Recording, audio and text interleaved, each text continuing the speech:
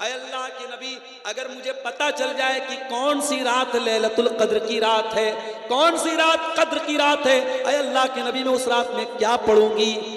अल्लाह के नबी ने बड़ी छोटी सी दुआ सिखाई, जो मजदूरी करने वाले मजदूर को भी याद हो सकती है, जो रिक्शा चलाने वाले कम पढ़े लिखे इंसान को भी याद हो सकती है। अल्लाहुम्मा इन्नका अफ़्वुन तुहिब्बुल अफ़्व फ़अफ़ु अन्नी, ऐ अल्लाह तू माफ करने वाला है, तू माफी को पसंद करता है। ऐ अल्लाह मैं भी तेरा गुनहगार बंदा हूं, तू मुझको माफ कर दे। अल्लाह से क्या कह रहे हैं? अल्लाह को माफी पसंद है। अगर आपके साथ किसी ने अत्याचार किया है, इस्लाम कहता है कि आप बदला ले सकते हैं। कोई आपके एक गाल पे थप्पड़ मारता है तो आप उसके भी एक गाल पे थप्पड़ मार सकते हैं। इस्लाम की ये शिक्षा नहीं है, इस्लाम की ये तालीम नहीं है। कोई आपके एक गाल पे थप्पड़ मारे तो आप दूसरा गाल पेश कर दो, ये इस्लाम की तालीम नहीं है। इस्लाम आपको बदला लेने की इजाजत देता है, मगर साथ में अल्लाह ताला कहता है वलमन सबर व गफर फइन्न ज़ालिका मिन अज़्मिल उमूर। ऐ मेरे बंदो, अगर तुम माफ कर दो, तुम सबर से काम ले लो, माफ कर दो तो ये ज्यादा बेहतर है, हमको ज्यादा पसंद है। जहां पर हम बदला ले सकते हैं और वहां पे हम माफ कर दें, अल्लाह को ये ज्यादा पसंद है। अल्लाह माफी को पसंद करता है। हम जब अल्लाह से शब कद्र में दुआ करते तो यही तो कहते हैं अल्लाहुम्मा इन्नका अफ़्वुन तुहिब्बुल अफ़्व फ़अफ़ु अन्ना। ऐ अल्लाह तू माफ करने वाला है और माफी को पसंद करता है। ऐ अल्लाह मैं भी तो तेरा खताकार और गुनहगार बंदा हूं, ऐ अल्लाह तू मुझको भी माफ कर दे। व नस्तईनुहु व नस्तगफिरुहु व नऊज़ु बिल्लाहि मिन शुरूरि अनफुसिना व मिन सय्यिआति अअमालिना मन यहदिहिल्लाहु फला मुदिल्ल लहु व मन युद्लिल फला हादिय लहु व अशहदु अल्ला इलाहा इल्लल्लाहु वहदहु ला शरीक लहु। हटा दीजिए ना, इतना डिस्टर्ब कर हटा दीजिए। बाबू बैठ बैठ, ऐसे बढ़, उसको हटा, बढ़ जा बढ़ जा, कुर्सी से हट, चलो अच्छा बैठिए, आप लोग बैठिए, अब बढ़ जाए बढ़ जाए बढ़ जाए, डिस्टर्ब मत कीजिए।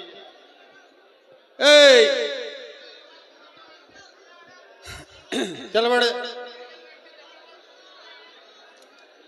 हो गया बाबू, आरती खिलाओ।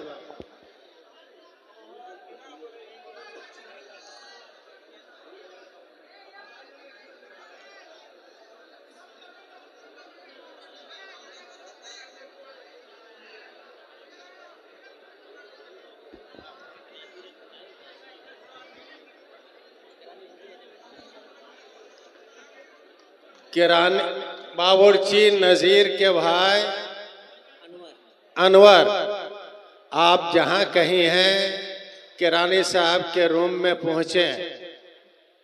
नजीर के भाई अनवर, आप किरानी साहब के वहां जाएं, आपकी अहलिया की तबीयत खराब है।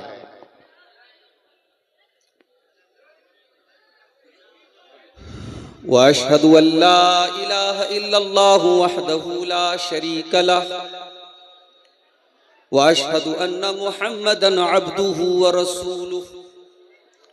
या अय्युहल्लज़ीना आमनुत्तकुल्लाहा हक़्क़ तुक़ातिही व ला तमूतुन्ना इल्ला व अंतुम मुस्लिमून। या अय्युहन्नासुत्तक़ू रब्बकुमुल्लज़ी ख़लक़कुम मिन नफ़्सिन वाहिदह व ख़लक़ मिन्हा ज़ौजहा व बत्थ मिन्हुमा रिजालन कसीरन व निसाअ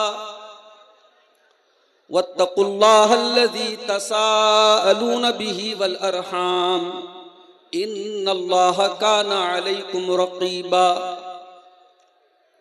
या अय्युहल्लज़ीना आमनुत्तकुल्लाहा वक़ूलू क़ौलन सदीदा युस्लिह लकुम अअमालकुम व यग़फिर लकुम ज़ुनूबकुम व मन युतिइल्लाहा व रसूलहु फ़क़द फ़ाज़ फ़ौज़न अज़ीमा। अम्मा बाद फ़इन्न खैरल हदीथ किताबुल्लाह व खैरल हदी हदी मुहम्मदिन सल्लल्लाहु अलैहि वसल्लम व शर्रल उमूरि मुहदसातुहा व कुल्ल मुहदसतिन बिदअह व कुल्ल बिदअतिन दलालह व कुल्ल दलालतिन फिन्नार। औज़ु बिल्लाहि मिनश शैतानिर रजीम। बिस्मिल्लाहिर रहमानिर रहीम। क़ुल या इबादियल्लज़ीना अस्रफ़ू अला अन्फ़ुसिहिम ला तक़नतू मिर रहमतिल्लाह इन्नल्लाहा यग़फ़िरुज़्ज़ुनूब जमीआ इन्नहु हुवल गफ़ूरुर रहीम।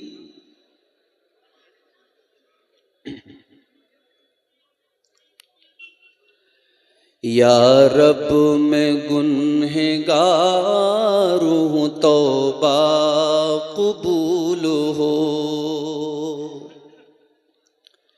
या रब मैं गुनहगार हूँ, तौबा कबूल हो।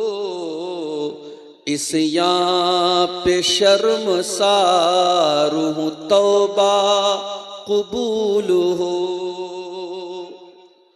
जासूस दिल फगार हूँ, तौबा कबूल हो। सरतापा इनकिसार हूँ, तौबा कबूल हो। गुजरी तमाम उम्र मेरी, गुजरी तमाम उम्र मेरी लहवो लईब में। नेकी नहीं है कोई अमल की किताब में। सालेह अमल भी कोई नहीं है हिसाब में। दस्ते दुआ बुलंद है तेरी जनाब में। तौबा कबूल हो मेरी, तौबा कबूल हो। ऐशो निशात ही में गुजारी है जिंदगी। हर ज़ाविये से अपनी सवारी है जिंदगी। मेरा ख्याल ये था कि जारी है जिंदगी, लेकिन ये हाल अब है कि भारी है जिंदगी। तौबा कबूल हो मेरी, तौबा कबूल हो। मैं हूँ गुनाहगार मगर तू तो है करीम। मैं हूँ सियाहकार मगर तू तो है रहीम। मैं हूँ फना पजीर मगर तू तो है कदीम। मैं अदना और हकीर मगर तू तो है अजीम। तौबा कबूल हो मेरी, तौबा कबूल हो। या रब तेरे करम तेरी रहमत का वास्ता।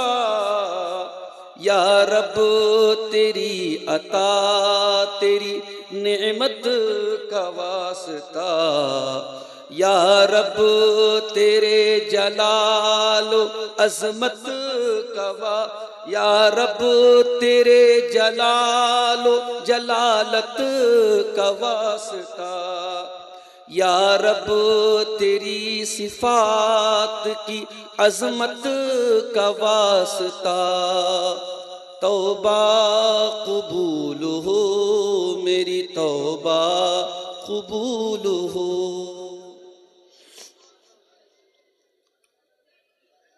सदर मोहतरम उलमाए किराम, मोहतरम बुजुर्गों, नौजवान साथियों, पर्दानशीन माओ और बहनों, प्यारे बच्चों, जामिया इस्लाहुल मोमिनीन बरहेट का ये सालाना प्रोग्राम जो इस पूरे इलाके का बिला मुबालगा अवाम की तादाद के एतबार से भी, उलमा की हाजिरी के एतबार से भी और इदारे के ताउन के एतबार से भी इस इलाके का सबसे अजीमुशान प्रोग्राम होता है। कुछ मजबूरियों की वजह से पिछले साल मैं इस प्रोग्राम में हाजिर नहीं हो पाया था और इस साल भी हालात बहुत अच्छे नहीं थे, लेकिन ये एहसास भी था कि बरहेट के प्रोग्राम में बहरहाल किसी न किसी तरीके से पहुंचना है। कमेटी वालों ने मुझसे दोनों दिन आने का मुतालबा किया था, लेकिन कल मैं नहीं आने की पोजीशन में था। आज भी मैं बनारस से बहुत ताखीर से निकला और अभी जस्ट मैं तकरीबन 1:15 बजे के करीब बरहेट में दाखिल हुआ। मेरे बहुत अजीज दोस्त इटावा की सरजमीन से तशरीफ लाए हुए शेख फजलुर रहमान सिराजी हफिज़हुल्लाह का खिताब अभी आपने सुना, कुरान करीम की अजमत के मौजू पर। बहुत अच्छा मौजू था और इस वक्त इस मौजू पर बहुत बोलने की और समझने की जरूरत भी है। रमजान का मुबारक महीना सिर्फ 3 दिन की दूरी पर हमसे, और उसी मुबारक महीने की एक मुबारक रात में कुरान उतरा है। और हम जैसे बदनसीब लोग जो कहते हैं कि साहब हम कुरान की बहुत इज्जत करते हैं, बहुत एहतराम करते हैं, हम अपने उलमा से मसला पूछते हैं कि मौलाना कमरे में कुरान अगर रखा है अलमारी के ऊपर और हम उससे ज्यादा ऊंचाई पर हम सोए हुए हैं, तो कहीं कुरान की तौहीन तो नहीं हो रही है, कुरान की इंसल्ट तो नहीं हो रही है? हमें इतना एहतराम करते हैं हम कुरान का, लेकिन माफ कीजिएगा उस कुरान को पढ़ने की, उस पर गौर करने की, उसे समझने की हमें तौफीक नहीं मिलती। मेरे भाइयों, रमजान का मुबारक महीना बहुत बेहतरीन मौका है कुरान के साथ जुड़ने का। इमाम मालिक रहमतुल्लाह अलैह बहुत बड़े मुहद्दिस थे, उनके पास हदीस सीखने के लिए पूरी दुनिया से लोग आते थे, मगर इमाम मालिक रहमतुल्लाह अलैह रमजान का महीना आता था, हदीस का दर्स बंद कर देते थे और अपने तलबा से कहते थे जाओ रमजान आ चुका है, कुरान का महीना आ चुका है, अब इस महीने में मुझे कुरान के साथ टाइम स्पेंड करने दो, मैं कुरान की तिलावत पे, कुरान के तदब्बुर पे मैं टाइम सर्फ करूंगा, इस एक महीने मुझे कुरान के साथ अकेला छोड़। अल्लाह से मैं दुआ करता हूं रब्बुल आलमीन हम सबको आने वाले मुबारक महीने में ज्यादा से ज्यादा कुरान करीम की तिलावत की तौफीक अता फरमाए, कुरान पर गौर व फिक्र करने की, कुरान पर अमल करने की भी अल्लाह ताला हम सबको तौफीक अता फरमाए। मेरे भाइयों, मैंने आपके सामने खुतबे मसनूना के बाद सूरह ज़ुमर की आयत नंबर 53, आयत नंबर 53 की तिलावत की। बहुत मशहूर आयत है ये, हो सकता है आपने पहले भी इस आयत पर कुछ तकरीरें सुनी हो। ये वो आयत है जिसके बारे में हजरत अब्दुल्ला बिन मसूद रजी अल्लाह ताला अन्हु कहा करते थे, इन्नहा अर्जा आयतिन फिल कुरान, कुरान करीम के अंदर सबसे ज्यादा अगर उम्मीद दिलाने वाली कोई आयत है, कुरान की कोई आयत अगर ऐसी है जो मायूसी को खत्म करती है, नाउम्मीदी को खत्म करती है और दिल के अंदर उम्मीद की किरण पैदा करती है, तो वो यही आयत है। अब आइए जरा इस आयत पर हम गौर करें कि ऐसी क्या खास बात है कि अब्दुल्ला बिन मसूद जैसे सहाबी कह रहे हैं कि कुरान की सबसे ज्यादा उम्मीद पैदा करने वाली, उम्मीद दिलाने वाली आयत सूरह ज़ुमर की आयत। कुल या इबादियल्लज़ीना असरफू अला अनफुसिहिम ऐ नबी आप कह दीजिए। किससे कहना है? या इबादी, ऐ मेरे बंदो। कौन से बंदो? नमाज पढ़ने वाले, रोजा रखने वाले, तहज्जुद पढ़ने वाले, कुरान पढ़ने वाले, तकवा वाले, परहेजगार लोग? नहीं नहीं। कुल या इबादी अल्लज़ीना असरफू अला अनफुसिहिम, ऐ नबी आप मेरे उन बंदों से कह दीजिए जो बहुत बड़े बड़े पाप करके, बहुत बड़े बड़े गुनाह करके अपनी जान पर जुल्म कर चुके हैं। ये गौर कीजिएगा इस लफ्ज के ऊपर। कुल या इबादी अल्लज़ीना असरफू अला अनफुसिहिम ला तक़नतू मिन रहमतिल्लाह। ऐ नबी आज आपको नमाजियों से नहीं बोलना है, तहज्जुद पढ़ने वालों से आपको खिताब नहीं करना है, रोजा रखने वालों से आपको खिताब नहीं करना है। ऐ नबी आज आपको उन लोगों से खिताब करना है, उन लोगों से बोलना है जो बहुत बड़े बड़े गुनाह कर चुके हैं, बहुत बड़े बड़े पाप कर चुके हैं। कोई शराब के नशे में धुत है, कोई ज़िना कर चुका है, कोई हराम कारोबार कर चुका है, कोई किसी गलत काम में मुब्तला है। ऐ दुनिया के पापियों, ऐ दुनिया के गुनहगारों, ऐ गुनाह कर कर के, पाप कर कर के जिन्होंने अपनी जान के ऊपर अन्याय कर रखा है, जिन्होंने अपनी जान पर अत्याचार कर रखा है, जिन्होंने अपनी जानों पर जुल्म करके रखा है। अच्छा, अल्लाह ने डायरेक्ट यूं क्यों नहीं बोला? ऐ नबी आप गुनहगारों से बोल दीजिए। अल्लाह ने गुनहगारों को भी ये हौसला दिया, ऐ गुनहगारों तुम जितना भी गुनाह कर लो, तुम अल्लाह की बंदगी से बाहर तो नहीं निकल सकते। पाप करते करते जमीन तुम्हारे पापों से भर जाए, लेकिन तुम इस जमीन के किनारे से बाहर तो नहीं निकल सकते। तुम्हें घूम फिर करके आना तो इसी धरती पर है, इसी जमीन पर है। ऐ मेरे गुनहगार बंदो, सबके बाद तुम मेरे बंदे हो, मैं तुम्हें अपना बंदा मानता हूं। हाय मेरे रब, तू कितना करीम है। जो तेरे साथ शिर्क कर रहे तो उनको भी अपना बंदा कह रहा है, जो तुझे गालियां दे रहे तो उनको भी अपना बंदा कह रहा है, जो तेरी धरती पर ज़िना कर रहे हैं ऐ अल्लाह तो उनको भी अपना बंदा कह रहा है। आज बेटा बाप की शान में बदतमीजी कर दे, बाप बेटे को घर से निकाल देता है, बेटी माँ के साथ जबान चला दे, माँ बेटी से बात तक नहीं करती है। ऐ अल्लाह तू कितना हलीम है, तू कितना करीम है। ऐ अल्लाह तेरी रहमतों का कोई ठिकाना नहीं, तू गुनहगारों को भी अपना बंदा कह रहा है। ऐ अल्लाह तेरी मोहब्बत पर कुर्बान जाऊं, तू बंदा कह के मुखातब कर रहा है। कुल या इबादी अल्लज़ीना असरफू, ऐ मेरे वो बंदो जिन्होंने गुनाह कर करके अपनी जानों के ऊपर जुल्म किया है। एक नुक्ता यह भी मिला, गुनाह करके हम दूसरों का नुकसान तो बाद में करते हैं, पहले तो अपना नुकसान करते हैं। ओ लोगों, तुम कभी गुनाह करके ये ना सोचना वैलेंटाइंस डे पर बहुत सारे ज़िना हुए होंगे, बहुत सारे होटल के कमरे आबाद हुए होंगे, बहुत सारे बदकारी के काम हुए होंगे। वक्ती तौर पर चंद मिनटों के लिए, चंद घंटों के लिए लोगों को मजा आया होगा, लेकिन याद रखो मेरे प्यारे साथियों, गुनाह की नहुसत इंसान के जिस्म के ऊपर भी पड़ती है, इंसान की जात पर भी पड़ती है, इंसान के बाल बच्चों पर भी गुनाह का असर पड़ता है, इंसान की सेहत पर भी गुनाह का असर पड़ता है, इंसान की सवारी पर भी गुनाह का असर पड़ता है, इंसान की रोजी रोटी पर भी गुनाह का असर पड़ता है। गुनाह वक्ती तौर पे आपको मजा दे सकता है, लेकिन गुनाह परमानेंटली, दायमी तौर पर गुनाह नुकसान ही दे करके जाएगा। हम जिनकी औलाद है आदम अलैहिस्सलाम, जरा कुरान में उनका वाकया उठा के देखिए। आदम अलैहिस्सलाम को अल्लाह ताला ने जन्नत में रखा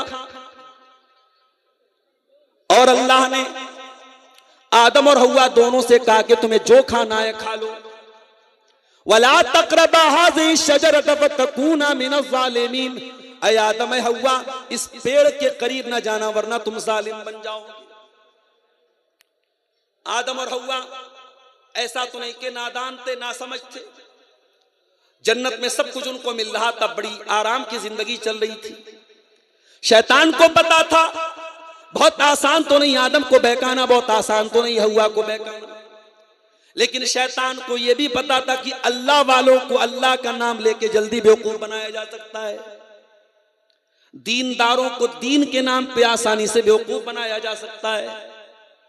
इसीलिए शैतान आदम के पास आया, हव्वा के पास आया और कहा कि ए आदम, ए हव्वा, जिस पेड़ के करीब जाने से तुमको अल्लाह ने मना किया है वो तो शजरतुल खुल्द है, वो तो अमृत का पेड़ है, उसको खा लोगे तो हमेशा हमेश रहोगे। अच्छा, एक बात है, आदम अलैहिस्सलाम को शैतान ने जब बहकाने की कोशिश की तो लालच क्या दिलाया कि ए आदम हमेशा रहोगे। इसका मतलब कि इंसान को लाइफ में कोई चीज मिले और वो परमानेंटली मिले, हमेशा मिले, ये इंसान की नेचुरल ख्वाहिश है, फितरी ख्वाहिश है। आदम अलैहिस्सलाम के अंदर भी ये ख्वाहिश थी और शैतान को पता था कि ये जाल में फेंकूंगा तो आदम को आसानी से मैं अपने जाल में ले सकता। कहा है आदम, हव्वा, इस पेड़ को तुम खा लोगे तो हमेशा हमेश तुम जन्नत में रहोगे। वक़ासमहुमा इन्नी लकुमा लमिनन नासिहीन, और शैतान ने झूठी कसम भी खाई।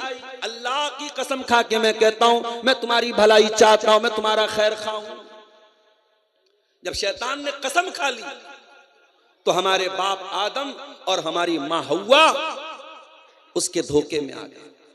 फदल्लाहुमा बिगुरूर, शैतान ने दोनों को अपने शीशे में उतार लिया, दोनों को धोखे में डाल दिया। फलम्मा ज़ाक़ा शजरत बदत लहुमा सौआतुहुमा, और जैसे ही दोनों ने उस पेड़ के फल को चखा फौरन दोनों के बदन से कपड़े उतर गए, दोनों नंगे हो गए। देखो अल्लाह की नाफरमानी का नतीजा देखो। आदम अलैहिस्सलाम अल्लाह के नबी हैं, पहले इंसान है, तमाम इंसानों के बाप हैं, लेकिन जब जिस काम से अल्लाह ने मना किया था जैसे ही उन्होंने वो काम किया, पहला नतीजा क्या निकला? उनके बदन के कपड़े उतर गए, दोनों नंगे हो गए।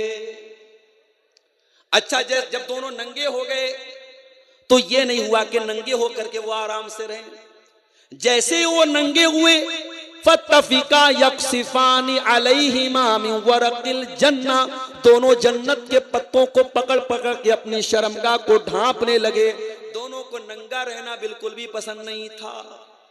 ओ दुनिया वालों, अगर तुम वाकई में आदम की औलाद हो और वाकई में तुम हव्वा की औलाद हो तो खबरदार नंगे रहना कभी गवारा न करना, नंगेपन के करीब न जाना, वल्गैरिटी के करीब न जाना, अश्लीलता के करीब न जाना।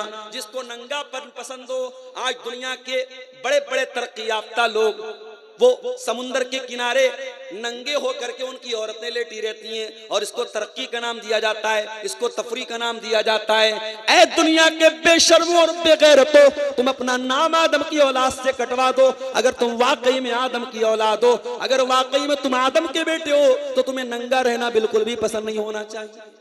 जिसके अंदर आदम अलैहिस्सलाम की खसलत होगी, जो हकीकत में आदम का बेटा कहलाने के लायक है, जो हव्वा की बेटी कहलाने के लायक है, वो नंगा रहना कभी पसंद नहीं करेगा, वो नंगा रहना कभी पसंद नहीं करेगी। दोनों अपने बदन को पत्ते से ढांपने लगे और जब दोनों को एहसास हुआ कि शैतान ने तो हमसे गलत काम करवा दिया, दोनों को फौरन एहसास हुआ और दोनों ने अल्लाह की बारगाह में हाथ उठाया और बड़ी प्यारी दुआ की, रब्बना ज़लमना अनफुसना व इल्लम तगफिर लना व तरहमना लनकूनन्न मिनल खासिरीन।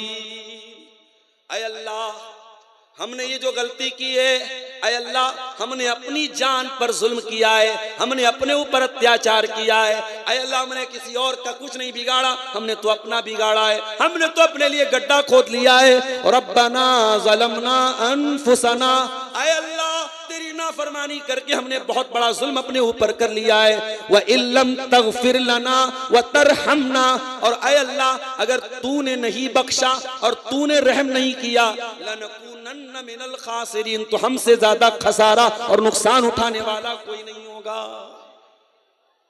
तो पता ये चला कि जब इंसान गुनाह करता है तो अपनी जान पर जुल्म करता है, अपने ऊपर अत्याचार करता है। यही बात अल्लाह ताला सूरह ज़ुमर की आयत नंबर 53 में कह रहा है, कुल या इबादियल्लज़ीना असरफू अला अनफुसिहिम, ऐ मेरे वो बंदो जिन्होंने गुनाह कर करके अपनी जान पर जुल्म कर लिया है, ला तक़नतू मिन रहमतिल्लाह, ऐ मेरे गुनहगार बंदो कहीं तुम्हारे दिमाग में ये ख्याल ना आए अब तो हम तौबा करेंगे तब भी अल्लाह नहीं सुनेगा, अब तो हम माफी मांगेंगे तब भी अल्लाह माफ नहीं करेगा। ओ मेरे गुनहगार बंदो, एक बार तौबा तो करके देखो, एक बार माफी तो मांग के देखो। ला तक़नतू मिन रहमतिल्लाह, अल्लाह की रहमत से कभी मायूस मत होना। इन्नल्लाह यग़फ़िरुज़्ज़ुनूब जमीआ, अल्लाह ताला के यहाँ अगर सच्ची तौबा करके जाओगे, अल्लाह के यहाँ कोई पाप बड़ा नहीं है, कोई गुनाह बड़ा नहीं है, बड़े से बड़ा गुनाह अल्लाह की रहमत से बड़ा नहीं है। उससे सच्ची तौबा करोगे, वो तुम्हारे समस्त पापों को, तमाम गुनाहों को माफ कर देगा। इन्नहु हुवल गफूरुर रहीम, वो बहुत बख्शने वाला, बहुत रहम करने वाला है। कुरान की आयत दुनिया के उन तमाम लोगों को एक आसरा दिलाती है, उम्मीद दिलाती है, हौसला देती है, जो गुनाह कर करके थक गए हैं, जिनके पापों से धरती भर गई है, जिनके पापों का घड़ा भर गया है। कुरान की आयत उन्हें तौबा करने की दावत देती है।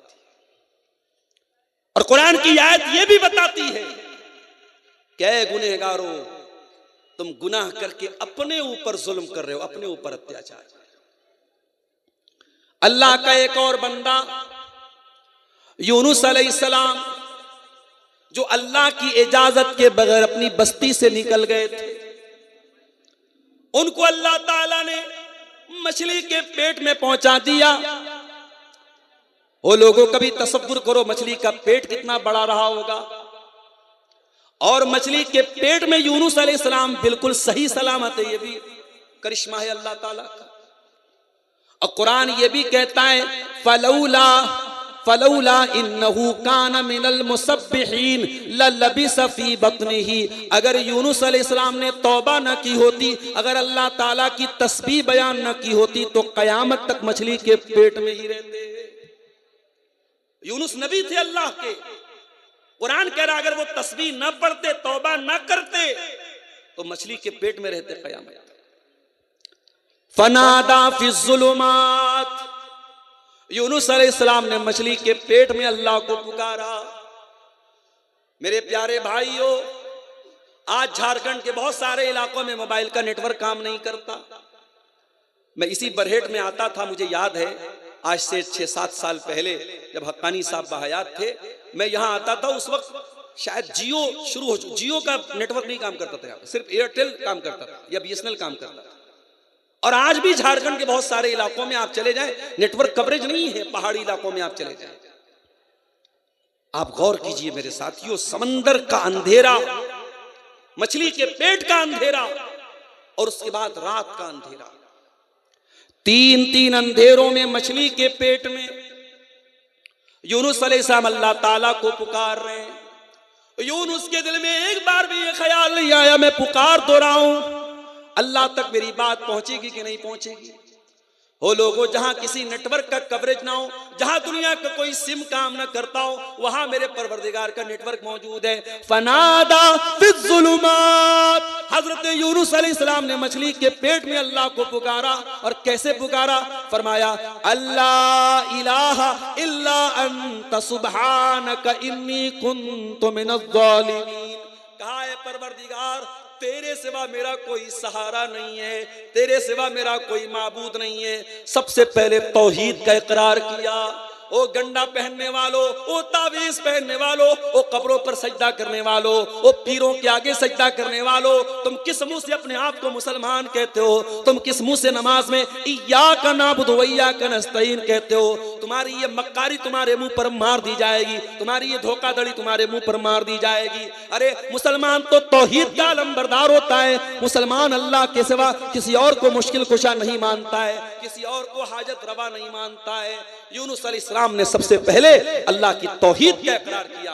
ला इलाहा इल्ला अंता, ऐ अल्लाह तेरे सिवा मेरा कोई माबूद नहीं है, कोई सहारा नहीं है। सुब्हानक, आय अल्लाह मैं अपनी गलती को मानता हूँ, मैं अपनी खता को मानता हूँ। आय अल्लाह तू पाक है, मेरी खता थी, मेरी गलती थी। सुबहानका इन्नी कुन्तु मिनज़्ज़ालिमीन। आय अल्लाह मुझसे गलती हो गई, मैंने जुल्म किया, मैंने अत्याचार किया, मैं तेरी इजाजत के बगैर अपनी कौम को छोड़ के चला गया। आय अल्लाह मुझे माफ कर दे। ये यूनुस अलैहिस्सलाम की दुआ है, कितनी प्यारी दुआ है। इसमें अल्लाह की तौहीद का भी इकरार है, अल्लाह की तस्बीह भी बयान हो रही है और अपने गुनाह का, अपनी गलती का एतराफ भी हो रहा है। इसीलिए अल्लाह के नबी फरमाते हैं कि मछली वाले नबी की दुआ किसी भी मुसीबत में इंसान अगर पढ़ेगा, मुसलमान पढ़ेगा, तो अल्लाह जरूर उसकी मुसीबत को दूर करेगा। ये दुआ सिर्फ यूनुस अलैहिस्सलाम के लिए नहीं थी, ये क़यामत तक आने वाले मोमिनों के लिए दुआ है। और ये दुआ भी हमें ये सिखाती है मेरे प्यारे साथियों कि इंसान जब अल्लाह की नाफरमानी करता है,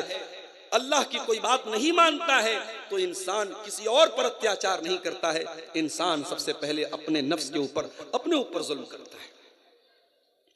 और आगे बढ़िए, नबी के दौर में एक तौबा का वाकया आपको सुनाता हूं। जंगे तबूक का मौका है, मदीना से 700 किलोमीटर का लंबा सफर करना है, मई और जून का महीना है, खजूरें पक चुकी हैं, बस फसल को काटना बाकी है। नबी अकरम ने ऐलान किया मैं तबूक की तरफ जाना है। सहाबे किराम के लिए बहुत बड़ी आजमाइश का टाइम था। एक तो गर्मी का मौसम था, लंबा सफर करना था, खजूर ऑलरेडी पक चुकी थी, खजूरों को छोड़ के जाना था। ज्यादातर सहाबे किराम तो तैयार हो गए। 3 सहाबा ऐसे थे जो अपनी सुस्ती और काहिली की वजह से अल्लाह के प्यारे नबी के पास के साथ नहीं जा पाए। उसमें एक सहाबी का नाम था काब बिन मालिक, एक का नाम था हिलाल बिन उमैया और एक का नाम था मुरारा इब्न रबी। ये 3 सहाबी थे जो अल्लाह के नबी के साथ, ताकत थी उनके पास, सवारी भी थी, वो जा सकते थे, मगर अपनी सुस्ती की वजह से नहीं गए। जब अल्लाह के प्यारे नबी तबूक से वापस आए, मुनाफिकों ने आकर के झूठा बहाना करना शुरू किया। अय अल्लाह के नबी मुझे ये तकलीफ थी, ये बीमारी थी। अल्लाह के नबी ने उनका बहाना कबूल किया, कहा जब अल्लाह तुम्हें माफ करे, जब अल्लाह तुम्हें माफ करे। जब हजरत काब बिन मालिक का नंबर आया, उन्होंने अपने दिल में सोचा कि अगर मैं अल्लाह के रसूल के पास झूठ बोल देता हूं तो आज नहीं तो कल अल्लाह ताला मेरी हकीकत को खोल देगा, लेकिन मैं अगर सच बोल देता हूं, हो सकता है कि अल्लाह के नबी वक्ती तौर पे नाराज हो जाएं, लेकिन अल्लाह ताला जरूर मेरी तौबा बाद में कबूल कर लेगा। यही सोच करके जब काब बिन मालिक अल्लाह के नबी के पास आया, आपने पूछा है काब क्या बात है, तुम हमारे साथ तबूक में क्यों नहीं आए? कहा अल्लाह के नबी मैं आपके सामने झूठ नहीं बोल सकता, मैं बिल्कुल तंदुरुस्त और तवाना था, मेरी सवारियां भी तैयार थी, मैं आपके साथ जाने का इरादा भी रखता था। जब आपका काफिला निकल गया, मैंने कहा मेरी सवारियां तो रेडी है, मैं 2-3 दिन के बाद भी जाऊंगा तो काफिले में शामिल हो जाऊंगा। अय अल्लाह के रसूल मैं सुस्त पड़ गया, मैं काहिली में पड़ गया, और जब मैंने इरादा किया तब तक काफिला बहुत दूर जा चुका था। मेरी गलती थी, मैं जानबूझ करके आपके साथ नहीं जा पाया। नबी अकरम ने सहाबा से कहा काब बिन मालिक सच बोल रहे हैं, लेकिन अल्लाह ताला की तरफ से मुझे ये हुक्म दिया गया है कि इनसे कोई बात नहीं करेगा। काब बिन मालिक से बातचीत बंद कर दी गई, उनका सोशल बाइकॉट कर दिया गया, और काब बिन मालिक का हाल ये हो गया कि वो मस्जिद में आते, किसी को सलाम करते तो कोई सलाम का जवाब देने को तैयार नहीं है। कहते हैं जब मैं नमाज पढ़ने लगता था, मुझे ऐसा लगता था कि अल्लाह के नबी मुझको देख रहे हैं, लेकिन जब मैं सलाम फेरता था तो अल्लाह के नबी अपना चेहरा फेर लेते थे। काब बिन मालिक ने पता लगाया कि ये अकेले मेरे साथ ये मसला है या कोई और भी है जो इस मसले में मेरे साथ है, तो पता लगा कि 2 लोग और हैं। इस तरीके से 50 दिन का टाइम गुजरा, और एक एक दिन हजरत काब बिन मालिक और उनके साथियों पर पहाड़ की तरह गुजरा है। कुरान करीम उनके हालात का नक्शा खींचता है, वअला सलासतिल लज़ीना खुल्लिफू, ऐ ईमान वालो, अल्लाह ने उन 3 लोगों की तौबा को भी कबूल कर लिया जिनके मामले को अल्लाह के नबी ने मुअख्खर कर दिया था। हत्ता इज़ा ज़ाक़त अलैहिमुल अर्दु बिमा रहुबत व ज़ाक़त अलैहिम अनफुसुहुम, यहाँ तक के जमीन उनके लिए तंग हो गई और उनकी जान भी उनके लिए तंग हो गई। 50 दिन का टाइम गुजर गया मेरे साथियों, कोई बात करने वाला नहीं। 50 दिन के बाद हज़रत काब बिन मालिक अपने मकान की छत पे नमाज पढ़ रहे थे। इतने में दूर से एक पुकारने वाले ने पुकारा, अबशिर या काब बिन मालिक, ऐ काब बिन मालिक खुश हो जाओ, अल्लाह ने तुम्हारी तौबा कबूल कर ली और तुम्हारे बारे में कुरान की आयतें नाज़िल हो गई हैं। काब बिन मालिक कहते मेरे पास कुछ और तो नहीं था, मैंने अपने बदन का कपड़ा उतार करके उसको पहना दिया, इतनी खुशी मुझको हुई। गौर कीजिए मेरे प्यारे साथी, सच्चे दिल से इन्होंने आंसू बहाए थे। 50 दिन तक अल्लाह से गिड़गिड़ा के दुआएं की थी, अल्लाह ने इनकी तौबा को कबूल किया था। मेरे प्यारे साथियों, रमजान का महीना हमारे सामने है। रमजान का महीना सिर्फ इफ्तार का महीना नहीं है, सिर्फ सहरी का महीना नहीं है। रमजान का महीना अल्लाह की बारगाह में सच्ची तौबा करने का भी महीना है। इसलिए आइए हम ये अहद करें कि आने वाले रमजान में हम अल्लाह की बारगाह में सच्ची तौबा करेंगे और सूरह ज़ुमर की इस आयत पर हम अमल करेंगे। ला तक़नतू मिर रहमतिल्लाह, ऐ गुनहगारो अल्लाह की रहमत से मायूस ना होना। इन्नल्लाह यग़फ़िरु ज़ुनूब जमीआ, अल्लाह तुम्हारे तमाम गुनाहों को माफ कर देगा। मगर ये बात याद रखिए, तौबा के नाम पे खिलवाड़ नहीं चलेगा, तौबा के नाम पे मजाक नहीं चलेगा। अगर तौबा करते हो तो अल्लाह से सच्ची तौबा करना पड़ेगा। या अय्युहल्लज़ीना आमनू तूबू इलल्लाहि तौबतन नसूहा, ऐ ईमान वालो अल्लाह की बारगाह में सच्ची तौबा करो। असा रब्बुकुम अन युकफ्फिर अन्कुम सय्यिआतिकुम, जब तुम अल्लाह से सच्ची तौबा करोगे अल्लाह तुम्हारी खताओं को माफ कर देगा। कितनी बड़ी खताओं को अल्लाह माफ करेगा। अल्लाह के नबी फरमाते हैं, हदीस कुदसी के अल्फाज हैं, अल्लाह ताला कहता है यब्ना आदम इन्नका मा दअउतनी व रजौतनी गफरतु लका, ऐ आदम के बेटे तू जब तक मुझसे माफी मांगता रहेगा, जब तक तू मुझसे तौबा करता रहेगा, मैं तेरी तौबा को कबूल करता रहूंगा, मुझे किसी की कोई परवाह नहीं है। यब्ना आदम लौ बलगत ज़ुनूबुका अनान समा, ऐ आदम के बेटे अगर तेरे गुनाह आसमान के किनारों तक पहुंच जाए, तेरे गुनाहों से आसमान भर जाए, जमीन भर जाए, अगर उसके बाद भी तू सच्ची तौबा कर ले और मेरे पास इस हाल में आ जाए कि तू अल्लाह के साथ शिर्क नहीं करता था, ऐ आदम के बेटे मैं जमीन भर के मग़फ़िरत तेरे हवाले कर दूंगा। अल्लाह तो माफ करने को तैयार है मेरे साथी, मगर हम अल्लाह से तौबा करने को तैयार नहीं। रमजान का मुबारक महीना भी आता है और हमें से बहुत सारे लोगों की जिंदगी में कोई तब्दीली नहीं आती। मेरे प्यारे साथियों, जिस तरीके से रमजान आपके खाने का टाइम बदल देता है, आपके पीने का टाइम बदल देता है, आपके सोने का टाइम बदल देता है, उसी तरीके से रमजान को अपनी लाइफ और अपने जीवन को चेंज करने का महीना बना लो। कुल या इबादियल्लज़ीना असरफू अला अनफुसिहिम, ऐ नबी आप कह दीजिए, ऐ मेरे वो बंदो जिन्होंने गुनाह कर करके अपनी जान पर जुल्म किया है, ला तक़नतू मिर रहमतिल्लाह, तुम अल्लाह की रहमत से मायूस मत होना। हमने कैसे कैसे अपनी जान पर जुल्म किया है। हमारे बहुत सारे नौजवान हराम रिलेशनशिप में, गलत ताल्लुकात में, अय्याशी में पड़े हुए हैं। शादीशुदा लोग भी हराम ताल्लुकात में पड़े हुए हैं। एक्स्ट्रा मैरिटल अफेयर हो रहा है, शादी के बाद भी नाजायज ताल्लुकात बनाए जा रहे हैं। ओ अल्लाह के बंदो, अगर वाकई में इस गंदगी में आप मुब्तला हैं, कुरान की आयत आपको तौबा की दावत दे रही है, बाज आ जाओ, तौबा कर लो। दुनिया में जिना करने के बाद भी अगर आपको पत्थर नहीं मारे जा रहे हैं, कोड़े नहीं लगाए जा रहे हैं, तो इसको अल्लाह की तरफ से एक मोहलत समझ लो, एक ढील समझ लो और अल्लाह की ढील का नाजायज फायदा ना उठाओ, वरना जिस दिन अल्लाह की रस्सी टाइट होगी, अल्लाह किस तरीके से अपना अजाब देगा तुम सोच नहीं सकते। आज कितने परिवार बर्बाद हैं। मर्द का किसी और औरत के साथ ताल्लुक है, औरत का किसी और मर्द के साथ ताल्लुक है, कितने परिवार तबाह हैं, कितने घर बर्बाद हैं मेरे प्यारे साथी। कभी आपने गौर किया है शादीशुदा इंसान की जिना की सजा इस्लाम में इतनी कठोर क्यों रखी गई है? भाई कुंवारा लड़का लड़की जिना करे तो 100 कोड़े की सजा है। अज़्ज़ानियतु वज़्ज़ानी फजलिदू कुल्ल वाहिदिन मिनहुमा मिअत जल्दा, जिना करने वाली औरत और जिना करने वाले मर्द को 100 कोड़े मारो। और उसके बाद फरमाया वला ताखुज़कुम बिहिमा राफ़तुन फी दीनिल्लाह, और जब जिना की ये सजा दी जाए तो कोई दया दृष्टि न की जाए, कोई कृपा न की जाए, कोई रहम न खाया जाए, ये 100 कोड़े उनको मारे जाएं। वल यशहद अज़ाबहुमा ताइफतुम मिनल मुमिनीन, और ये 100 कोड़े की सजा सबके सामने दी जाए। ये किसकी सजा है? कुंवारे की सजा है। और यही सेम क्राइम, यही सेम गुनाह अगर शादीशुदा करता है तो सजा किस चीज की है? रज्म की सजा है, पत्थरों से मार के खत्म करने की सजा है। आय अल्लाह, तूने ये 2 तरह की सजाएं एक ही अपराध के लिए क्यों रखी हैं? उसका भी जवाब सुन लो। जिस कुंवारे लड़का लड़की ने जिना किया उसने भी बहुत बड़ा पाप किया, मगर उसके पास कोई हलाल अल्टरनेट नहीं था।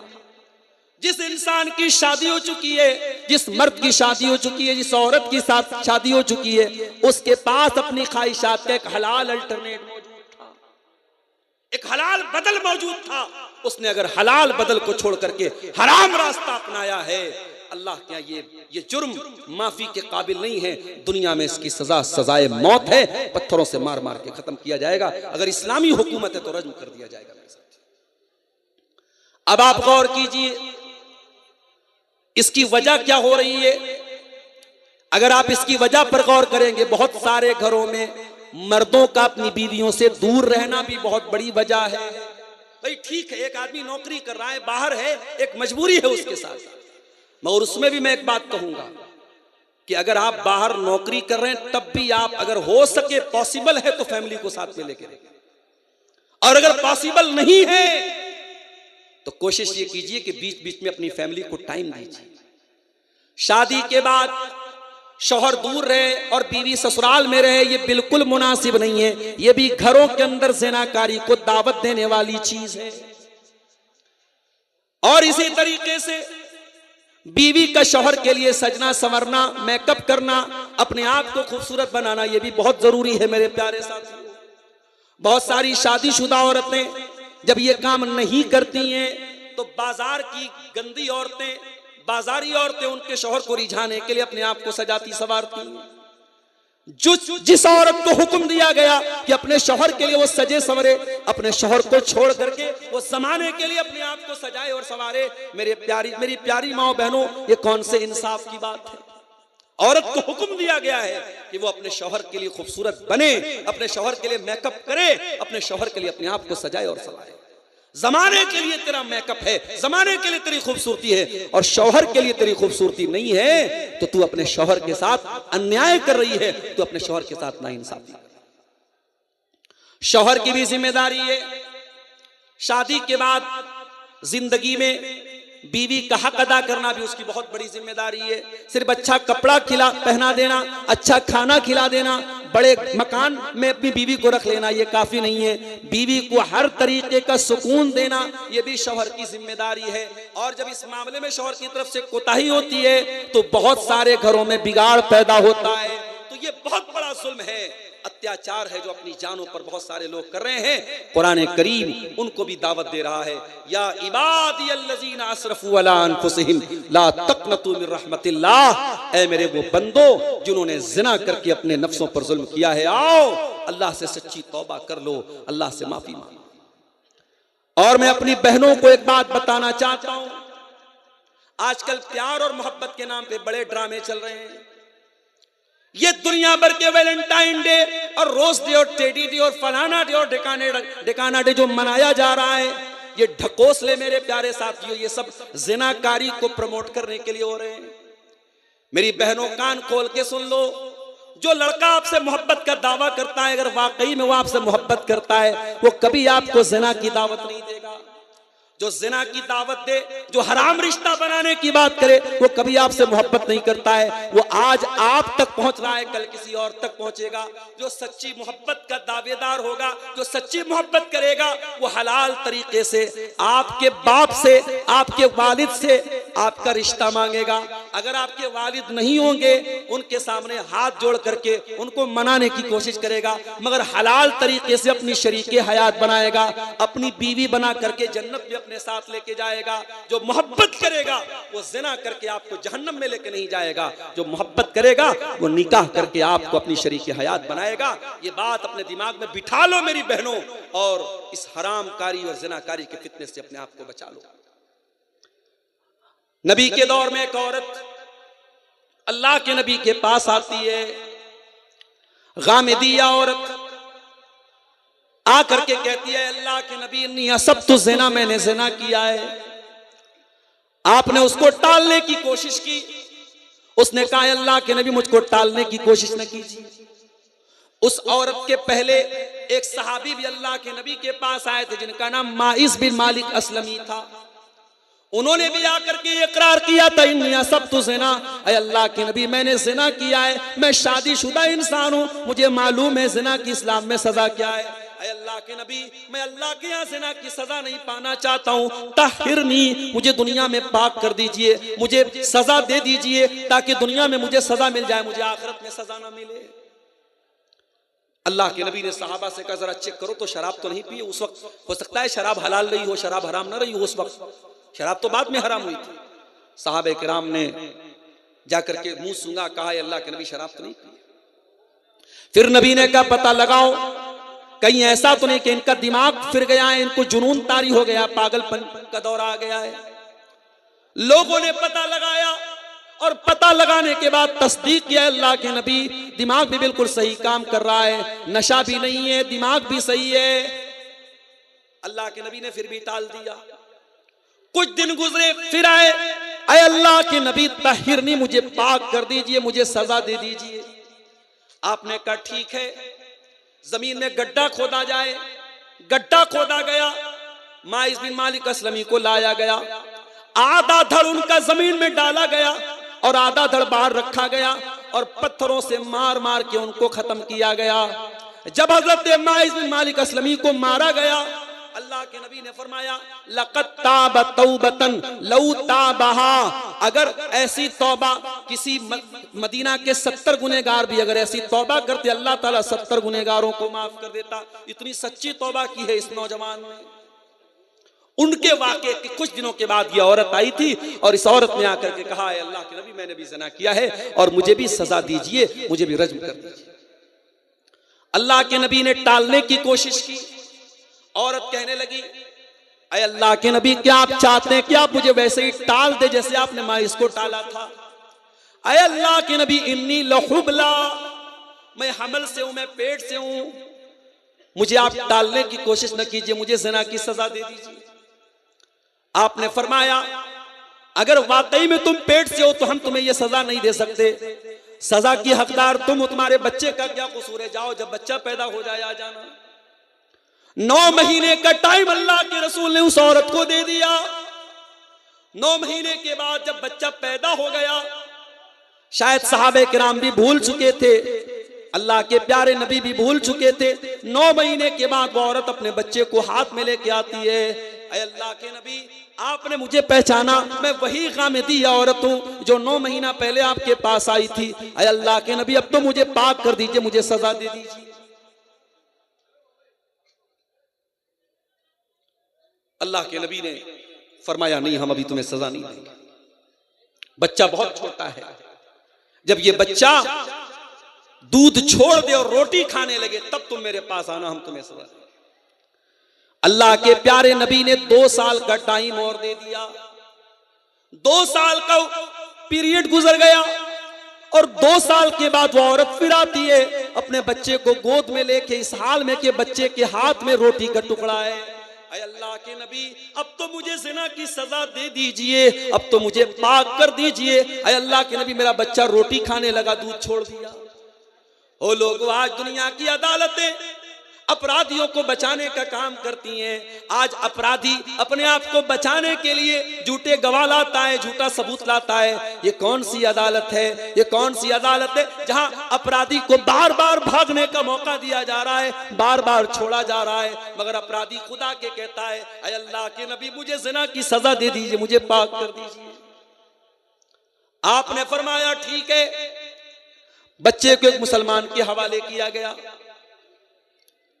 इससे यह भी पता चला कि अगर वलदुज़ ज़िना, कोई ज़िना का बच्चा है, ज़िना से पैदा हुआ बच्चा है, तो उसकी परवरिश भी मुसलमानों की सोसाइटी में होगी। ऐसा नहीं उस बच्चे का कोई कसूर नहीं, वो बच्चा अपने तमाम जो एक इंसानी हुकूक है वो उसको दिए जाए।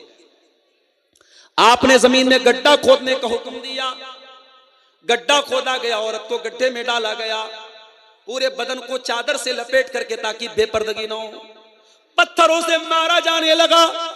जब पत्थर मारे जाने लगे, औरत के बदन से खून का फव्वारा निकला, खून के छींटे निकले, और खून के कुछ छींटे हजरत खालिद बिन वलीद के कपड़ों पर पड़ गए।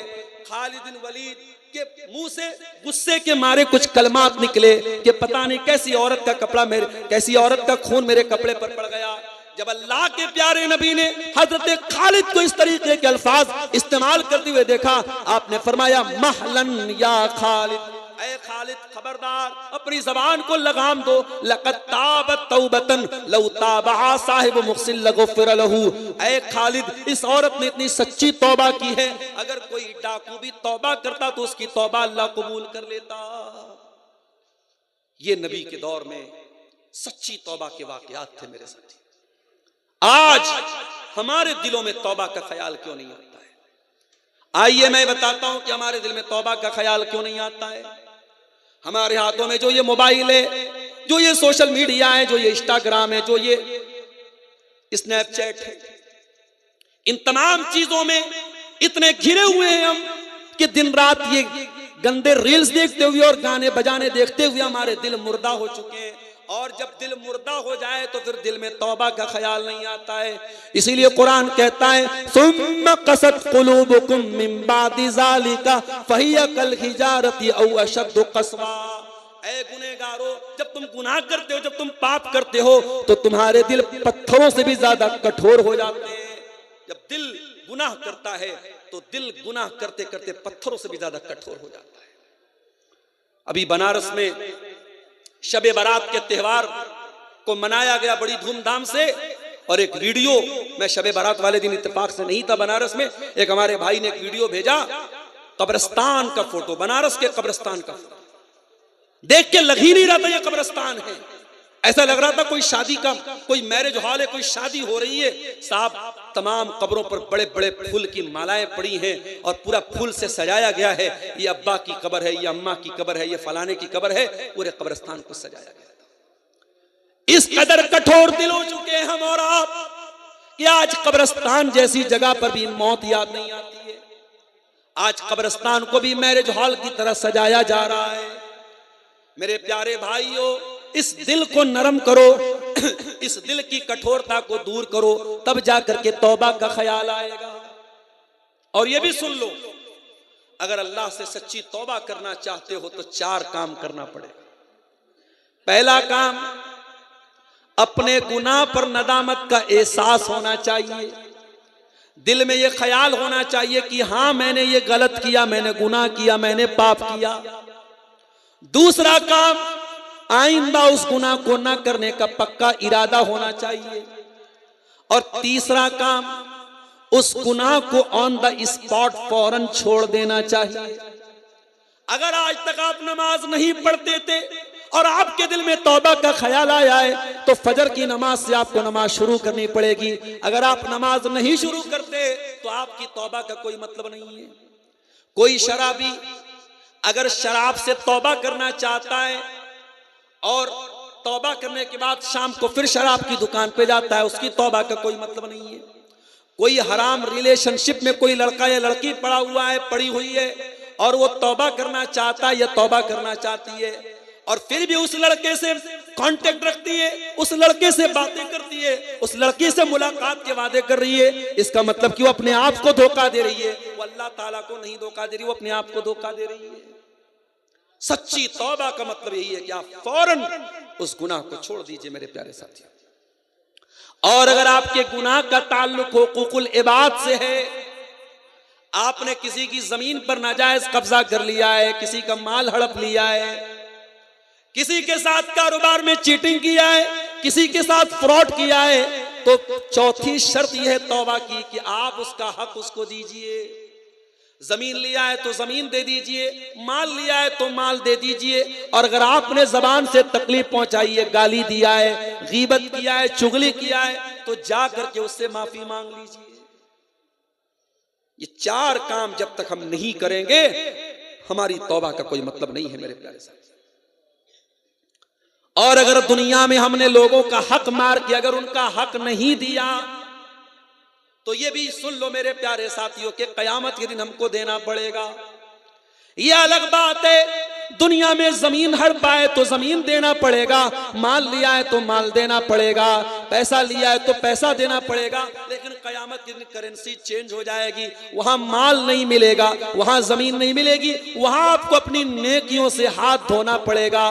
कोई रोजा लेके चला जाएगा, कोई नमाज लेके चला जाएगा, कोई हज लेके चला जाएगा, कोई ज़कात खैरात लेके चला जाएगा, उसके बाद भी अगर कोई हकदार खड़ा होगा, अल्लाह के नबी फरमाते हैं फिर उनके गुनाह इंसान के ऊपर लाद दिए जाएंगे, और दुनिया से नेकी लेकर के जो आया है इस हाल में अल्लाह के पास वापस जाएगा कि गुनाहों से भरा हुआ होगा और जहन्नम में उसको फेंक दिया जाएगा। इसलिए हुकूकुल इबाद का मामला मेरे प्यारे साथियों और डेंजरस और खतरनाक है। अगर सच्ची तौबा आप करते हैं तो आप हुकूकुल इबाद के मामले में भी बहुत एहतियात कीजिए। आज हमारे बहुत सारे भाई ऐसे हैं जो पैसा कमाने की दौड़ में अंधे बन चुके हैं। रिश्वत का पैसा भी जेब में जा रहा है, सूद और ब्याज का पैसा भी जेब में जा रहा है। इसी झारखंड की बहुत सारी बस्तियों में ग्रुप लोन बड़ी तेजी से चल रहा है। छोटे छोटे अमाउंट 10-10, 20-20 हजार का अमाउंट आज मुसलमान सूद पर ले रहा है, इंटरेस्ट पर ले रहा है। क्या मुसलमान अपने नबी की यह हदीस भूल गया? अल्लाह के प्यारे नबी ने फरमाया लानल्लाहु आकिल रिबा व मुकिलहु व कातिबहु व शाहिदई। सूद खाने वाले पर भी अल्लाह की लानत, सूद खिलाने वाले पर भी अल्लाह की लानत, सूद लिखने वाले पर भी अल्लाह की लानत, और सूद की गवाही देने वाले पर भी अल्लाह की लानत। और आपने फरमाया वहुम सवा, सब बराबर हैं। आज सूद का पैसा मुसलमान के घर में आ रहा है। कुल या इबादी अल्लज़ीना असरफू अला अनफुसिहिम, ऐ सूद ब्याज खा करके, ऐ रिश्वतें खा करके, ऐ हराम कमाई खा करके जिन्होंने अपनी जानों पर जुल्म किया है, ला तक़नतू मिर रहमतिल्लाह, अल्लाह की रहमत से कभी मायूस मत होना। और ये भी याद रखो तौबा की भी एक एक्सपायरी है। तौबा कर सकते हैं मगर कब तक? जब तक मौत सामने ना आए। अगर आपने मौत को सामने देख करके तौबा की तो आपकी तौबा कबूल नहीं होगी। अल्लाह के प्यारे नबी फरमाते हैं इन्नल्लाह यक़बलु तौबतल अब्दि मा लम युग़रग़िर, अल्लाह ताला बंदे की तौबा को तब तक कबूल करता है जब तक जान हलक तक ना आ जाए। आज हम नहीं जानते कब हमारे साथ कौन सा एक्सीडेंट हो जाए। परसों सोनाकोड़ की सरजमीन पर प्रोग्राम था मेरा, रात में इसी बरहेट से होता हुआ मैं पटना और बनारस वापस गया। हमारी मजबूरी थी, हमको जाना था फिर आ जाना था। कभी कभी रात में 100 और 120 की स्पीड में भी गाड़ी चलती है, डर भी लगता है। और खास तौर से ये जो बरहरवा का रास्ता है पूरा पहाड़ी का इलाका है, गाड़ी कभी डिसबैलेंस भी हो सकती है। ड्राइवर की एक गलती हमें मौत के घाट भी उतार सकती है। मेरे प्यारे साथियों, ये हालात आपके साथ भी हो सकते हैं। कहीं ऐसा न हो कि कोई जिंदगी में हादसा आए और हमें तौबा करने की मोहलत भी ना मिले, हमें तौबा करने की तौफीक भी ना मिले मेरे साथियों। इसीलिए आने वाले रमजान में सच्ची तौबा का हम सब अज़्म करें मेरे प्यारे साथियों। रमजान में खास तौर से सहरी के टाइम आप अगर 5 बजे अजान हो रही है, 4:30 बजे आप सहरी से फारिग हो जाइए। आधा घंटा का टाइम आपके पास है, बहुत बेहतरीन टाइम है। वजू कर लीजिए। रात में अगर आपने तरावी और तहज्जुद नहीं पढ़ी है तो 2-4 रकात तहज्जुद पढ़ लीजिए। टाइम है तो पूरी 8 रकात पढ़ लीजिए। अगर 8 रकात नहीं पढ़ सकते 2 पढ़ लीजिए, 4 पढ़ लीजिए। वो बड़ा प्यारा वक्त है, वो बड़ा सुहाना वक्त है। वो फजर के पहले का जो वक्त है वो रात का आखिरी पहर है। उस पहर में, उस वक्त में अल्लाह की बारगाह में अपने हाथ फैला के अल्लाह से अपने गुनाहों की गिड़गिड़ा गिड़गिड़ा करके माफी मांग लीजिए मेरे भाई। हम सब मांग लें। और अगर आपको कुछ कहना नहीं आता अल्लाह से तो ये छोटी सी दुआ जो नबी ने हमें सिखाई है शबे कद्र में पढ़ने के लिए, वही दुआ पढ़ लेना। जब अम्मा आयशा ने पूछा है अल्लाह के नबी अराअयता इन अलिमतु अय्य लैलतिन लैलतुल क़द्री, ऐ अल्लाह के नबी अगर मुझे पता चल जाए कि कौन सी रात लैलतुल क़द्र की रात है, कौन सी रात कद्र की रात है, ऐ अल्लाह के नबी मैं उस रात में क्या पढ़ूंगी। अल्लाह के नबी ने बड़ी छोटी सी दुआ सिखाई जो मजदूरी करने वाले मजदूर को भी याद हो सकती है, जो रिक्शा चलाने वाले कम पढ़े लिखे इंसान को भी याद हो सकती है। अल्लाहुम्मा इन्नका अफ़्वुन तुहिब्बुल अफ़्व फ़अफ़ु अन्नी, ऐ अल्लाह तू माफ करने वाला है, तू माफी को पसंद करता है, ऐ अल्लाह मैं भी तेरा गुनहगार बंदा हूं, तू मुझको माफ कर दे। ये दुआ मेरे प्यारे साथियों रमजान के दिन रोजाना पढ़िए, जब मौका मिले तब पढ़िए। और इस दुआ के ऊपर गौर कीजिए कि इसमें आप अल्लाह से क्या कह रहे हैं। अल्लाह को माफी पसंद है। अगर आपके साथ किसी ने अत्याचार किया है, इस्लाम कहता है कि आप बदला ले सकते हैं। कोई आपके एक गाल पे थप्पड़ मारता है तो आप उसके भी एक गाल पे थप्पड़ मार सकते हैं। इस्लाम की ये शिक्षा नहीं है, इस्लाम की ये तालीम नहीं। कोई आपके एक गाल पे थप्पड़ मारे तो आप दूसरा गाल पेश कर दो, ये इस्लाम की तालीम नहीं है। इस्लाम आपको बदला लेने की इजाजत देता है, मगर साथ में अल्लाह ताला कहता है वलमन सबरा व गफरा फइन्न ज़ालिका मिन अज़्मिल उमूर। ऐ मेरे बंदो अगर तुम माफ कर दो, तुम सब्र से काम ले लो, माफ कर दो तो ये ज्यादा बेहतर है, हमको ज्यादा पसंद है। जहां पर हम बदला ले सकते हैं और वहां पे हम माफ कर दें, अल्लाह को ये ज्यादा पसंद है। अल्लाह माफी को पसंद करता है। हम जब अल्लाह से शब कद्र में दुआ करते तो यही तो कहते हैं अल्लाहुम्मा इन्नका अफ़्वुन तुहिब्बुल अफ़्व फ़अफ़ु अन्ना, ऐ अल्लाह तू माफ करने वाला है और माफी को पसंद करता है। ऐ अल्लाह मैं भी तो तेरा खताकार और गुनहगार बंदा हूं, ऐ अल्लाह तू मुझको भी माफ कर दे। मेरे नौजवान साथियों अल्लाह के वास्ते इससे पहले कि जवानी ढल जाए तौबा कर लो, इससे पहले कि मिट्टी में दफन कर दिए जाओ अल्लाह से सच्ची तौबा कर लो, इससे पहले कि तौबा की तौफीक छीन ली जाए तौबा कर लो। मेरे भाइयों गोवा के उस नाइट क्लब का वाकया याद करो जहां डांस हो रहा था, लड़कियां नाच रही थी, संगीत बज रहा था, लोग शराब के जाम लुढ़का रहे थे। उसी हालत में गैस सिलेंडर फटता है और गोवा के नाइट क्लब में जबरदस्त आग लग जाती है और दर्जनों लोग वहां पे मर जाते हैं। मेरे प्यारे साथियों कौन सा हादसा आएगा और हमें मौत के घाट उतार देगा हम नहीं जानते। इससे पहले कि कोई एक्सीडेंट हो जाए, कोई हादसा आ जाए और जिंदगी का तार टूट जाए, अल्लाह से सच्ची तौबा कर लो मेरे साथियों। और ये भी याद रखो अल्लाह ताला माफ करने वाला है, लेकिन अल्लाह की पकड़ भी बड़ी सख्त है। अल्लाह का एक नाम गफूर है, अल्लाह का एक नाम रहीम है, तो अल्लाह का एक नाम जब्बार भी है, अल्लाह का एक नाम अजीज भी है, अल्लाह का एक नाम जुल्तिकाम भी है। अल्लाह अगर इंतकाम लेता है तो बहुत खतरनाक लेता है मेरे साथी। आज कितने लोग ऐसे हैं जो लिवातत के गंदे काम में मुब्तला हैं। जो लूत अलैहिस्सलाम की कौम ने गंदा काम किया था, मर्द का मर्द के साथ जो ताल्लुक बनाने का गंदा काम इस धरती पर शुरू हुआ था, वो लूत अलैहिस्सलाम की कौम ने शुरू किया था। आज दुनिया में ये काम भी धड़ल्ले से हो रहा है और अभी दिल्ली में एक बहुत बड़ा मार्च भी निकला था। ये जो अपने आप को लेस्बियन और गे बोलते हैं, ये जो मर्द मर्द के साथ ताल्लुक बनाता है, औरत औरत के साथ ताल्लुक बनाते हैं, जिनको समलैंगिक कहा जाता है, जिनको होमोसेक्सुअल कहा जाता है, जिनको LGBT कहा जाता है, इन लोगों ने बाकायदा दिल्ली में मार्च निकाला था। आज दुनिया में अदालतों ने इनको सर्टिफिकेट दे दिया है। लड़का लड़का के साथ शादी करना चाहे कर सकता है, लड़की लड़की के साथ शादी करना चाहे कर सकता है, मगर याद रखो अल्लाह के नजदीक ये बहुत बड़ा पाप है। और जब लूत अलैहिस्सलाम की बस्ती ने, उनकी कौम ने जब ये पाप किया था, जब ये गुनाह किया था, तो बहुत दर्दनाक अजाब अल्लाह का उतरा था और आसमान से पत्थरों की बारिश हुई थी और पूरी बस्ती को अल्लाह ताला ने उलट दिया था। मेरे प्यारे साथियों अल्लाह ताला अगर ढील दे रहा है, इसका मतलब कोई जालिम ये न समझे कि अल्लाह की ढील का मतलब ये कि हमें छोड़ दिया जाएगा। अल्लाह या तो दुनिया ही में बहुत सख्त पकड़ करेगा और दुनिया में नहीं तो आखिरत में तो बहुत खतरनाक पकड़ होने वाली है। मेरे साथी, मेरे प्यारे साथियों, सूरह ज़ुमर की उस आयत की रोशनी में मैं आपको यही पैगाम दे रहा हूं, आने वाले रमजान को तौबा का महीना बना लो और कुरान की एक और आयत भी अपने सामने रखो। सूरह बकरा की वो आयत जो अल्लाह के नबी पर सबसे आखिरी आयत उतरी थी, जिस आयत के उतरने के 9 दिन के बाद अल्लाह के नबी का इंतकाल हो गया था, उस आयत में अल्लाह ने हमसे क्या फरमाया, वत्तकू यौमन तुरजऊन फीहि इलल्लाह, ऐ मेरे बंदो उस दिन से डरो जिस दिन तुम अल्लाह के सामने लौटाए जाओगे। सुम्मा तुवफ्फा कुल्लु नफ्सिन मा कसबत, और उस दिन हर नफ्स को उसके अमल का पूरा पूरा बदला दिया जाएगा। वहुम ला युस्लमून, और किसी के साथ कोई जुल्म नहीं होगा। अल्लाह की अदालत में मेरे प्यारे भाइयों किसी के साथ कोई जुल्म नहीं होगा।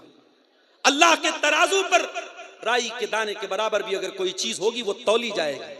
वनज़उल मवाज़ीन अल-क़िस्त लियौमिल क़ियामा, हम क़यामत के दिन इंसाफ का तराजू रखेंगे। फला तुज़लमु नफ्सुन शैया, और किसी के साथ कोई जुल्म नहीं किया जाएगा। व इन काना मिस्क़ाल हब्बतिन मिन खरदलिन अतैना बिहा, और एक राई के दाने के बराबर भी अगर तुमने कोई पाप किया होगा, तुमने कोई नेकी की होगी, अल्लाह के तराजू पर सामने आ जाएगी। व कफ़ा बिना हासिबीन, और जब हम हिसाब लेंगे तो पूरा पूरा लेंगे। इसलिए मेरे प्यारे साथियों, कुरान करीम की जो आयत खुतबे के बाद मैंने पढ़ी थी, सूरह ज़ुमर की आयत नंबर 53, उस आयत को हमेशा अपने ज़हन में रखो। और जब जिंदगी में मायूसी के अंधेरे छा जाएं तो कुरान की सी आयत को अपने सामने रखो।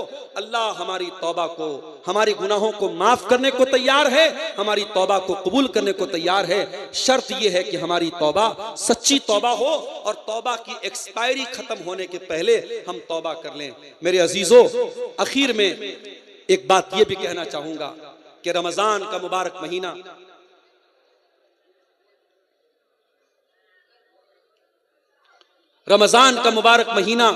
जो चंद कदम की दूरी पर शुरू होने वाला है, इस महीने में अपने नौजवानों से एक बात कहना चाहूंगा कि आप अल्लाह के वास्ते अपने सोशल मीडिया अकाउंट से थोड़ा दूर रहिए। इंस्टाग्राम और फेसबुक और व्हाट्सएप की दुनिया से थोड़ा बाहर आइए।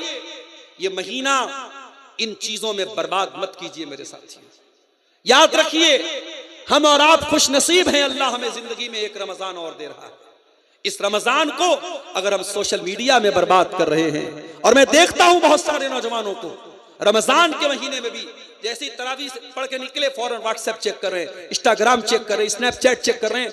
अल्लाह के वास्ते एक महीने के लिए सोशल मीडिया से बिल्कुल संन्यास ले लीजिए, दूर रहिए।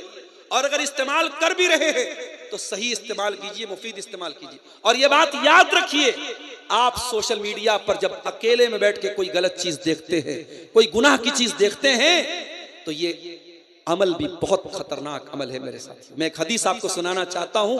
अल्लाह के नबी ने फरमाया कि मैं अपनी उम्मत के ऐसे लोगों को भी जानता हूं जो कयामत के दिन पहाड़ों के बराबर नेकियां लेकर के आएंगे, लेकिन अल्लाह ताला उनकी नेकियों को हवा में उड़ा देगा। सहाबा ने पूछा, अल्लाह के नबी वो कौन लोग होंगे?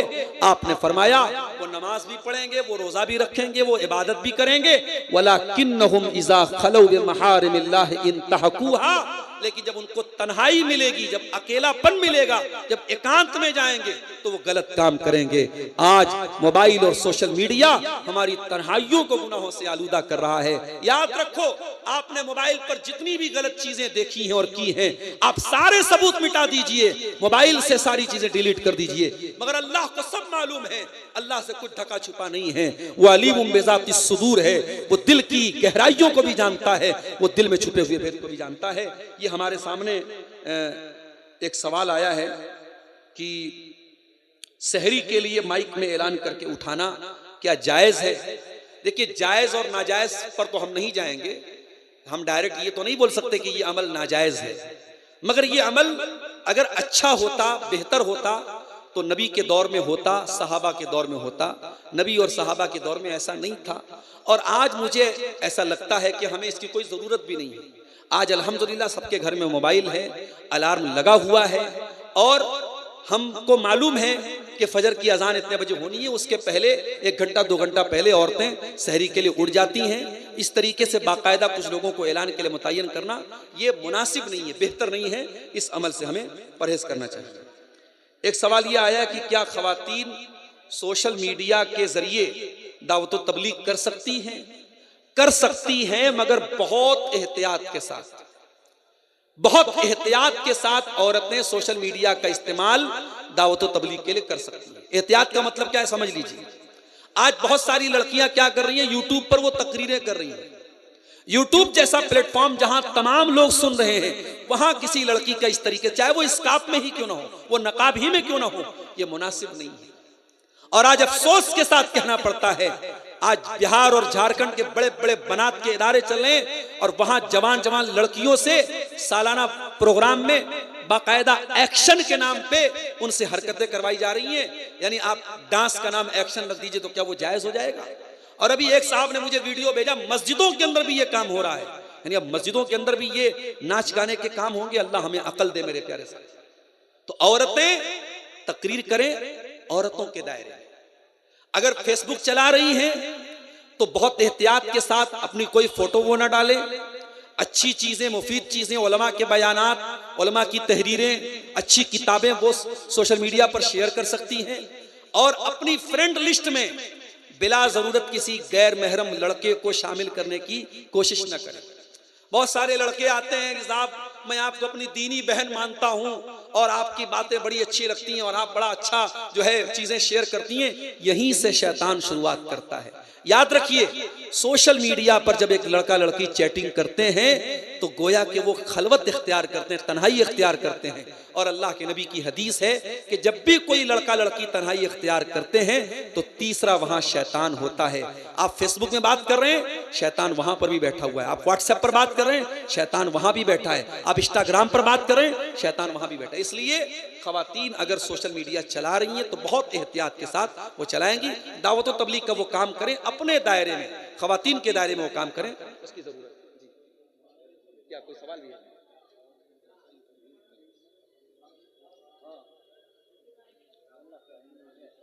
ये सब सवालात तो बहुत आम से सवालात हैं, सबको मालूम है। रोजे की हालत में बीवी से मिलना सबको मालूम है कि भाई ये जायज नहीं है, हराम है। यानी जिन चीजों को रोजे की हालत में मना किया गया, खाना पीना, उसमें ये चीज भी शामिल है। उसके बाद एक सवाल है, रोजे की हालत में मनी खारिज हो जाए तो क्या करें? देखिए, अगर कोई इंसान सोया हुआ है और उसको एहतलाम हो गया तो जाहिर है कि इसमें इंसान का कोई कंट्रोल नहीं है। अगर इंसान की अपनी किसी कोशिश और अमल के बगैर उसको खुद से एहतलाम हो जाए ख्वाब की हालत में और सुबह वो उठे और वो नापाक है, तो उसी हालत में वो सहरी कर ले, वो उसका रोजा एकदम सही है। लेकिन फजर के पहले पहले वो गुस्ल करके फजर की नमाज जमात के साथ पढ़ेगा। अगर किसी को एहतलाम हो गया तो फिर उसको छूट नहीं मिलती कि वो सो जाए और सुबह उठ करके आराम से 8-9 बजे फजर की नमाज पढ़े। नहीं, फजर की नमाज उसको जमात से पढ़ना है। उसी टाइम वो गुस्ल करेगा, पाकी हासिल करेगा, उससे उसके रोजे पर कोई फर्क नहीं पड़ेगा इंशाअल्लाह। गैर मुस्लिम के पैसे से इफ्तार करना, क्या इफ्तार होगा या नहीं होगा? भाई, गैर मुस्लिम के यहाँ जब आप दावत खा सकते हैं, आम चीजें खा सकते हैं, तो इफ्तार भी कर सकते हैं, ठीक है। लेकिन अगर कोई गैर मुस्लिम ऐसा है जिसके बारे में हमें मालूम है कि उसकी पूरी कमाई या ज्यादातर कमाई हराम की है, तो उस गैर मुस्लिम के यहाँ आप आम दावत भी नहीं खाएंगे और इफ्तार भी नहीं करेंगे। और अगर कोई गैर मुस्लिम ऐसा है कि भाई उसका कारोबार मिक्स है, भाई वो इस्लाम को तो नहीं मानते, उनके यहाँ सूद ब्याज भी चलता है, उनके यहाँ हराम काम भी होता है, लेकिन उसका ज्यादातर बिजनेस हलाल चीजों का है, तो उसके यहाँ आम दावत भी आप खा सकते हैं और उसके यहाँ इफ्तार भी कर सकते हैं। मगर कोशिश ये कीजिए कि इफ्तार अपने मुसलमान भाई क्या कीजिए, ताकि आपको दावत खाने का फायदा मिल जाए और उसको रोजेदार को इफ्तार कराने का सवाब मिल जाए। गैर मुस्लिम को दुनिया में तो उसकी नेकी का फल मिल सकता है, आखिरत में कोई फल नहीं मिलेगा। इसलिए बेहतर है कि उसको अवॉइड किया जाए। लेकिन बहरहाल जायज है, उसमें कोई गुनाह की बात नहीं। मैयत के नाम से इफ्तारी करवा सकते हैं या नहीं? मैयत के नाम से सदका करने के सबूत मिलता है। इफ्तारी का मेरे इल्म में कोई सबूत नहीं है। अगर किसी के इल्म में कोई सबूत हो तो मुझे दे दे, मैं मान लूंगा। कोई हदीस नहीं है, कोई दलील नहीं है। इफ्तारी एक अलग नेकी है, एक अलग इबादत है, उसको आम सदका के ऊपर हम क़ियास करें तो ये मुनासिब नहीं है। इसलिए मैयत के नाम से आप इफ्तारी मत कराइए। अगर किसी बेटे को बाप से बहुत मोहब्बत है, बेटा लोगों को इफ्तार कराएगा, उसका सवाब ऑटोमेटिक बाप को पहुंचेगा।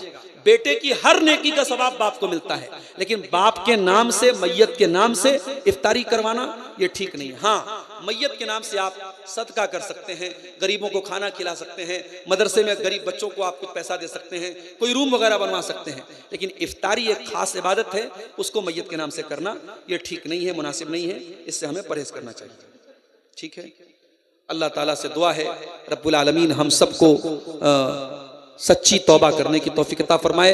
रब्बुल आलमीन हमारे गुनाहों से हम सबको इस माह मुबारक में जो चंद कदम की दूरी पर है हमें बाज आने की और अपनी बारगाह में रुजू करने की तौफीक अता फरमाए। हमारे वो भाई जो कुरान से दूर हैं, अल्लाह रब्बुल आलमीन उन्हें कुरान से अपना ताल्लुक जोड़ने की तौफीक अता फरमाए।